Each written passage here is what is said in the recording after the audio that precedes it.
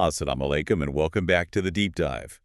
Today we are digging into a stack of really compelling source material, especially drawing from the research of Mr. Zahir Ahmad Mir. That's right. You'll find a lot of these insights in works like True Courtroom Stories, and this, I believe, is episode 92 of our Deep Dive. It is. And for this one, we're really wrestling with a timeless question, you know? It's one that kind of defines the stability of any government, really. Which is? What happens when the people you entrust with power, the officials who are supposed to protect you, what happens when they abuse that power? Right. How do you make sure that power actually serves the people and not just the person holding the office? It's the ultimate test, isn't it? It is. It's the test of whether power grants you immunity or whether it demands humility. And I think that's our mission for you, the learner, today. To really get why this principle of no office is above scrutiny isn't just some nice moral idea. It's the legal bedrock of legitimate government. It was then, and it is now. Yeah, and we've kind of distilled a core thesis from these sources, and it's this. Accountability is what makes a state strong and lasting. Immunity, on the other hand, is the source of its decay. It's that simple. So we're going to unpack that through a historical case. A profound one. The trial of a provincial governor that set a precedent centuries ago, and you'll see how that precedent just echoes through modern debates. Things like qualified immunity in the U.S. or the strict constitutional standards for leaders in places like Pakistan. That's fascinating because, you know, we often think of checks and balances as a modern thing, a Western invention maybe. But these sources suggest, well, a fully formed system of accountability existed much, much earlier. It did. Okay, let's unpack this. I think we have to start with the foundational philosophy, the radical ideas about governance laid out in the source material from Hazrat Ali. I think to really grasp how revolutionary this was, you have to picture the world in the 7th century. Yeah. The default model everywhere was, monarchy, empire. Right, rule by birth. Exactly. The ruler was seen as the owner, the literal owner of the land, the people, the money. Authority was personal, it was absolute, and you just couldn't challenge it. So the sources show this was a total transformation of that idea. It wasn't just a political shift, it was more like a constitutional reset. Oh. Redefining what it even means to hold public office. Precisely. And the core concept that does all the work here is amana. Amana. In English, you'd probably translate it as trust or maybe custody, but in a legal sense, it's much closer to what we'd call a fiduciary responsibility, and that is the absolute cornerstone of this entire system. Okay, so if an office is an amana, what does that practically mean for the person in charge? It means the office isn't a prize you've won. It's not your personal property. It's an obligation, a heavy one. So it immediately strips away that whole idea of ownership. If I'm holding something in amana, I'm not the owner. I'm just a temporary steward. Yes, a steward. You're holding something incredibly valuable, the power, the resources, the public's trust on behalf of the real owner. And the real owner is the public, the community itself. That's the key. If you're a steward, your job is preservation. It's service. It is not self-enrichment. That's the huge difference between an owner who can use an asset for their own gain and a fiduciary who has to act only in the best interest of the beneficiaries. Which I guess leads directly to that second big idea you mentioned, the governor as a servant. I mean, we're talking about a time when titles like governor meant total control. Yet this doctrine says they are servants of the people. How did that actually work? How was it enforced? It was mandated by law and by direct instruction. An official's role wasn't defined by their perks or privileges, but by their duty to the public. What they gave, not what they took. And this servant leadership model, it was actually institutionalized. Oh, yes, through really strict codes of conduct. These governed everything from what they ate, what they wore, how they had to interact with the poorest citizens. The whole design was to make sure the official identified with the people, not above them. That makes the whole issue of public wealth so critical. If the governor is a servant, then there's no way he can be the owner of the state's resources. No way. The sources are absolutely non-negotiable on this point. Public wealth belongs to the people. Period. The state is just the custodian. Its job is to manage it. Manage it, distribute it justly, and protect it from being wasted or stolen. This is the practical side of amana. Any use of public money for private gain, whether it's huge embezzlement or just, petty graft, it's a violation of that sacred custody. It's a betrayal of the amana. I get the moral and ethical part of this. But for a government to actually work, it needs legitimacy. If you throw out the idea of legitimacy coming from birthright or divine right, Where does it come from? What's the new source of legitimacy? Justice. The sources are crystal clear on this. Justice is the ruler's only source of legitimacy. Not military power, or Right. how much gold is in the treasury. None of that. It's the system's ability to deliver fair, equitable justice. And that means two things. First, justice for the people in general. And second, and maybe more importantly, ensuring that the rights of the weakest person are protected from the most powerful official. So if justice fails, Yeah. if the officials themselves are corrupt and can't be touched, Oh. then the government's very right to govern just evaporates. It collapses. It doesn't matter how many soldiers it has. It becomes illegitimate. It's an ethical contract then, and it has to be enforceable. Exactly. And to make it enforceable, you need a system of accountability that applies to everyone, starting right at the very top. And this brings us to what the sources call the accountability maxim. Okay. It's a quote, a direct instruction from Ali to his governors, and it's really the philosophical peak of this whole structure. This is the phrase that just redefines what political power is. It is. It says, the strongest is he who can be held accountable. Let's really break that down, because that just flies in the face of, I don't know, thousands of years of how we think about power. Strength politically is almost always about immunity. Mm-hmm. The strongest king is the one who can't be questioned, who can ignore any challenge, whose actions are beyond investigation. You show you're strong by being untouchable. And this maxim just flips that entire script. It's so counterintuitive. True strength isn't about resisting scrutiny. It's about having the strength of character and the strength of your institutions to willingly submit to it. I mean, just imagine the mental shift for a powerful governor. He commands an army, he controls the province's wealth, and he's being told that his real strength comes from his willingness to face a judge. Not from his power, but from his vulnerability to the law. It turns that vulnerability into a strength of the government itself. Why? What's the logic there? Because that vulnerability is the guarantee the state is offering its citizens. It's a promise. It's the state saying, we are so strong, so confident in our integrity that we are willing to judge ourselves. Whereas a system that gets its strength from immunity, it's actually fragile. It's afraid of the truth. Deeply fragile. And that fear breeds resentment, which eventually leads to rebellion. But a government that gets its strength from accountability is demonstrating stability. It's building trust. And trust is the most durable political currency you can have. The public knows that if something goes wrong, the system is strong enough to fix itself. In modern terms, you'd call it embedding the rule of law into the executive branch. It's basically defining constitutionalism centuries before the term existed.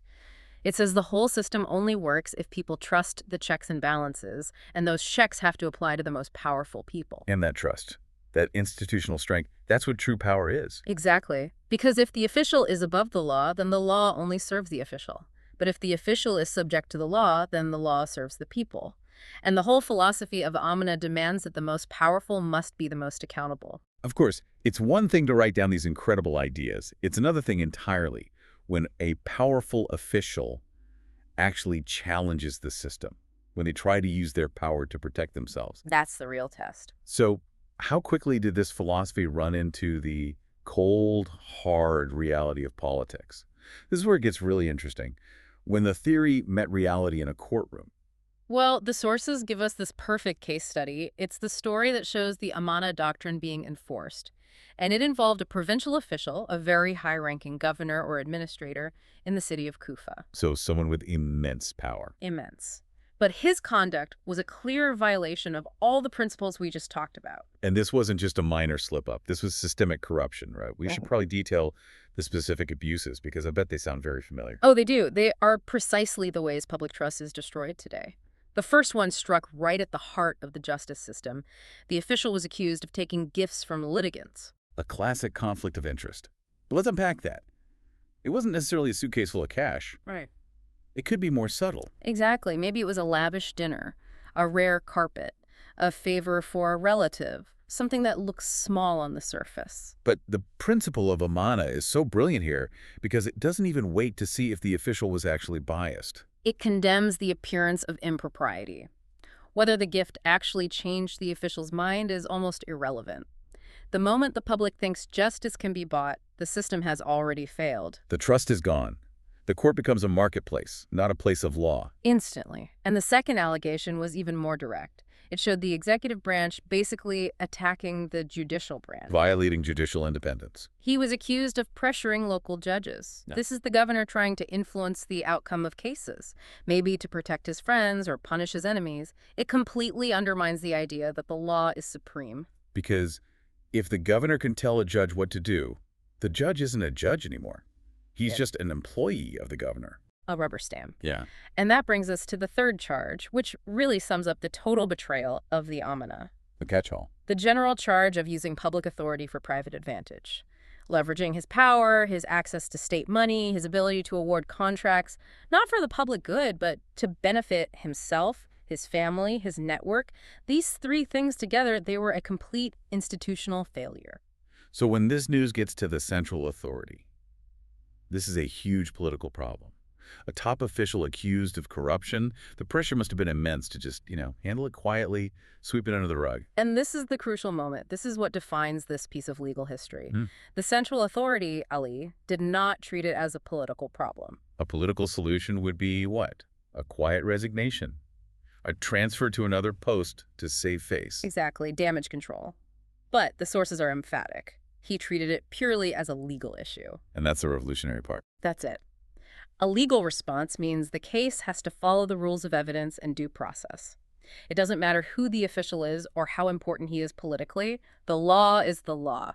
And he activated what the sources call the 4 orders of accountability. It's like an ancient blueprint for a modern oversight system. Okay, let's walk through these because they sound incredibly modern. Step 1.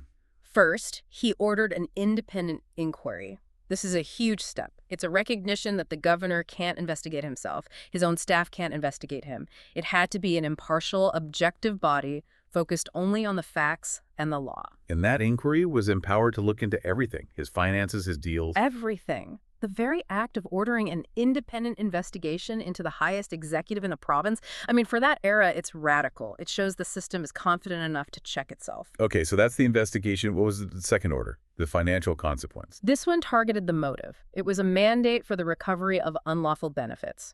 Restitution. So it's not enough to just punish him. No. If the inquiry proved he got rich through illegal means, that money had to be returned to the public treasury. Accountability has to be tangible. You have to remove the profit from the crime. The official has to make the public whole again for his breach of custody. That makes sense. And the third step was the professional consequence, the message this sends about integrity. The order was clear. Disciplinary removal if found guilty. A breach of amana is an unforgivable break of trust. The official who acted like an owner can't be allowed to go back to being a servant. There was no gray area here. He wasn't just fined, he was out. And the fourth order? This is the constitutional bombshell. It wasn't enough for justice to be done. It had to be seen. This is maybe the most critical step for the institution itself. He issued a public message explicitly stating that office does not create immunity. This public declaration was the legal reasoning, the ratio decidendi, for the whole action. It was a message to every other governor, every other administrator in the entire state. The message being, your title is there to protect the public. It is not there to protect you from the law.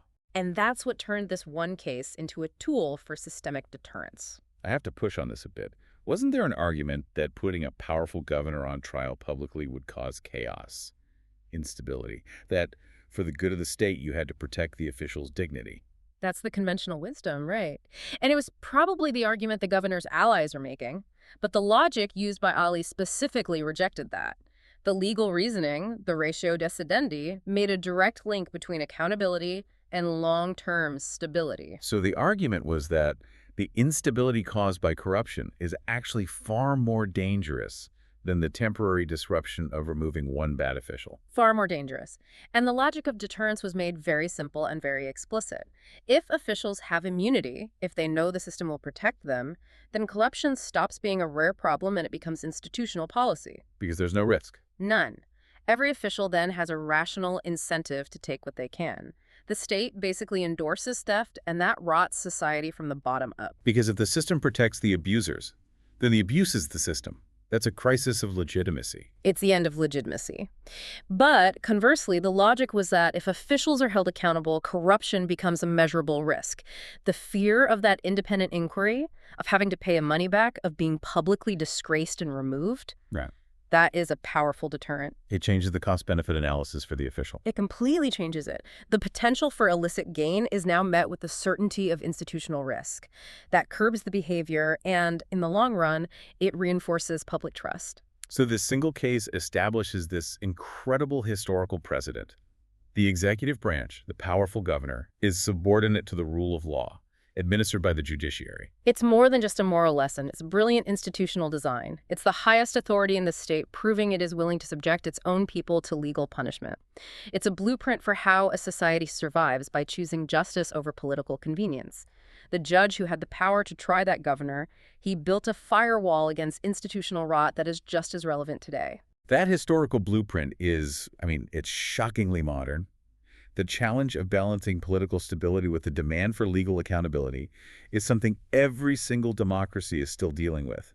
Let's take that template now and connect it to the present. Yeah, it's really remarkable how that core principle from the 7th century, that office is a trust and accountability is strength, it just keeps getting rediscovered and fought over in modern legal systems.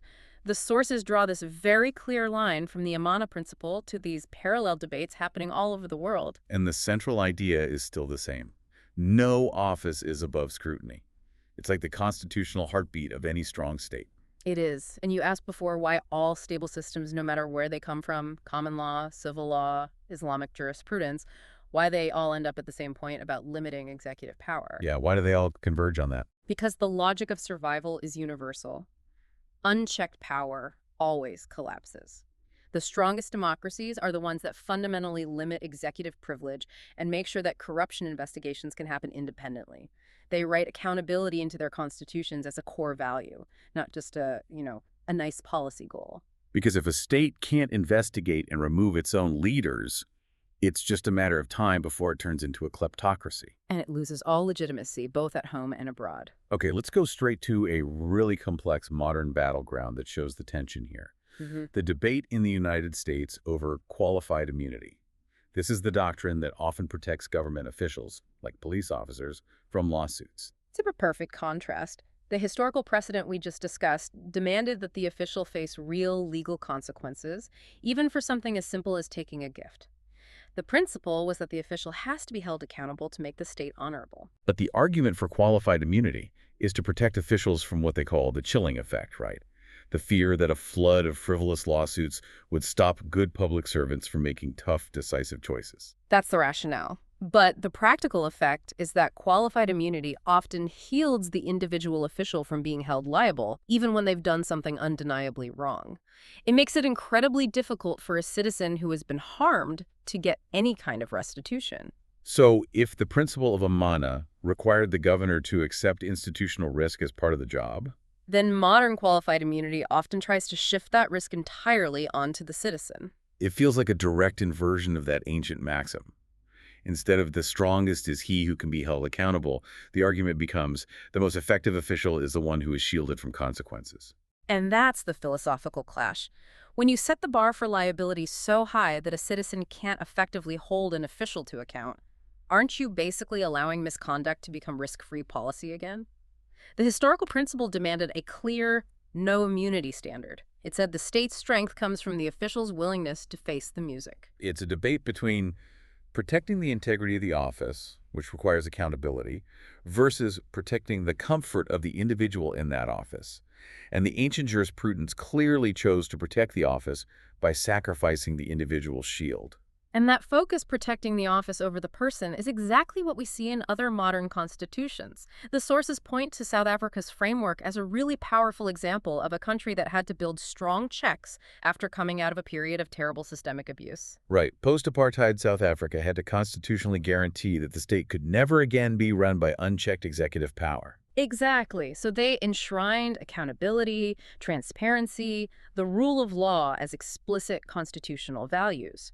They created institutions like the Public Protector and the Auditor General, specifically to make sure that officials are vigorously held to the rule of law. It shows a deep understanding that the abuse of public office, the breach of that trust, is the fastest way back to authoritarianism. But let's go deeper now into the parallel that the sources spend a lot of time on. The one that shows a direct continuation of this Amana concept into a modern legal fight. the Pakistan parallel, and the public trust doctrine. Yeah, the legal language used by the courts in Pakistan is an almost perfect mirror of the concept of amana. They repeatedly stress that public office is a public trust. And this isn't just, fancy rhetoric. It's a hard legal doctrine that sets the standard of conduct for everyone, from a junior clerk all the way up to the prime minister. What's really fascinating to me is how the courts there have taken these things we usually think of as just personal morality like honesty and integrity and made them into mandatory constitutional law. That's the whole enforcement mechanism. Honesty and integrity aren't just seen as desirable personal virtues. They are defined as constitutional requirements, and they're often explicitly tied to Articles 62 and 63 of the Constitution. Can you just briefly explain for our listeners what those articles require? Sure. These articles historically require that public office holders must be sadiq and amin. The closest translation would be truthful and trustworthy or honest. By putting those moral qualities directly into the Constitution, the judiciary created a legal standard. So if you breach that trust, if you're found to be dishonest, even on something like your financial disclosure form, You're not just morally flawed, you are legally and constitutionally unfit to hold the public trust. which means the consequences for misusing your authority are huge. It's not just an HR issue. Not at all. Any misuse of authority or any act of dishonesty that violates that Sadiq and Amin standard isn't just an administrative error. It is elevated to the level of a constitutional wrong. When an official uses the people's power to benefit themselves, they are breaking the foundational contract of the state itself. They're breaking the amana.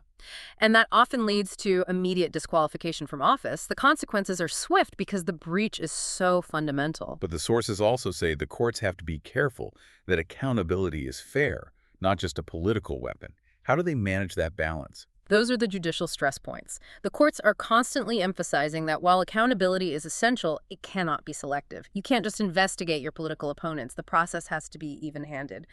But, and this is a big but, they also say that the need for fairness can never be an excuse for absolute immunity. And transparency is key to all of this. It's the operational arm of trust. You can't hold a secret trust for the people. How you spend their money, how you use your authority, it has to be visible.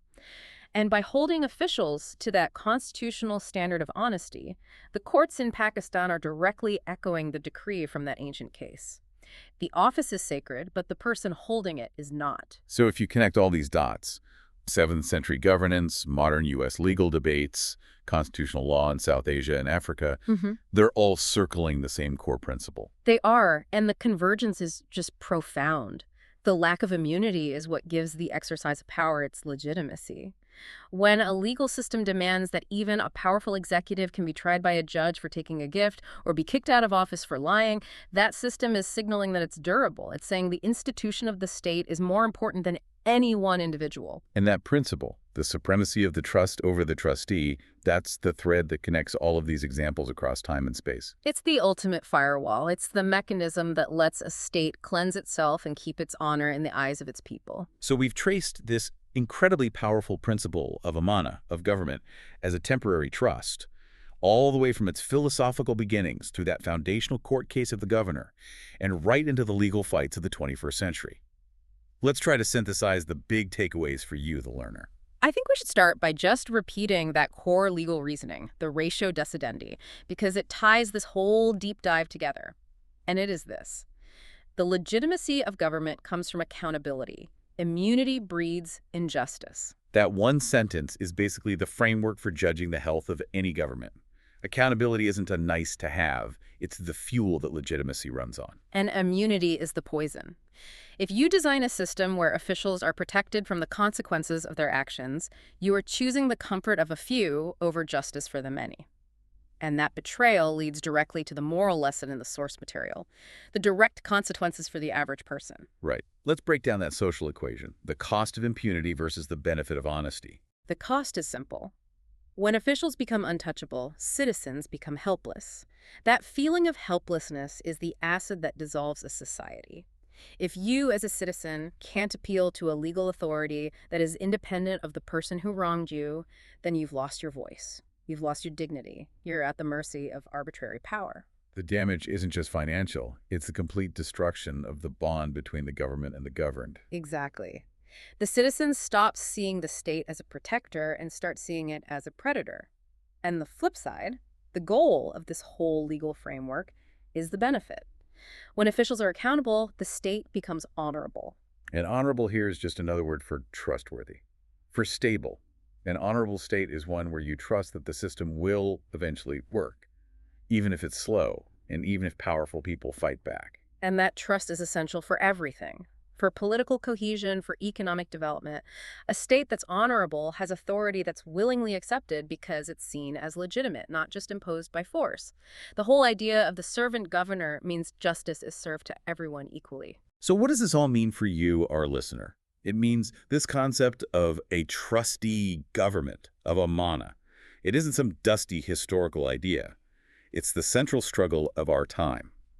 Every time a modern court or a parliament debates official immunity, whether it's qualified immunity in the U.S. or the fitness of a politician in Pakistan, they are really debating the fundamental nature of that trust. And this gives you a critical lens to analyze the news. When you hear about a scandal, don't just focus on what the abuse was. Focus on how the system responded.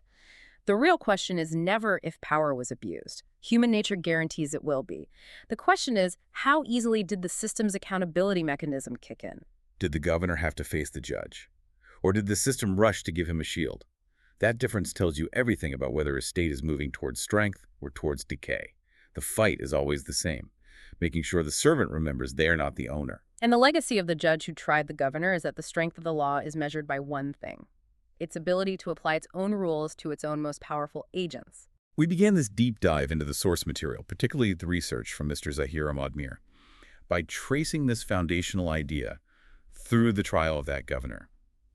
We've seen how it connects to these huge constitutional struggles across the globe. And the conclusion seems pretty inescapable. Accountability isn't just a virtue, it's a necessary risk for any legitimate state. Right. And we've seen how that 7th century concept of amana gets transformed into enforceable constitutional law in the modern world, which I think raises one final important question for you to think about on your own. And that is? If the highest forms of law and centuries of jurisprudence all agree that accountability is the source of strength, what is the true cost to society? I mean, the cost beyond just money or specific court cases. What is the real damage done when modern legal systems are engineered to protect the official rather than to protect the integrity of the office they hold? What's the long-term price we pay in things like civic trust, public participation, and just basic institutional stability? Yeah. When immunity becomes the rule instead of the very rare, very narrow exception. Think about that the next time you hear a debate about official misconduct. Thank you for joining us for this deep dive. We hope this has given you a critical new lens through which to view governance and the necessary struggle for accountability worldwide. Until next time.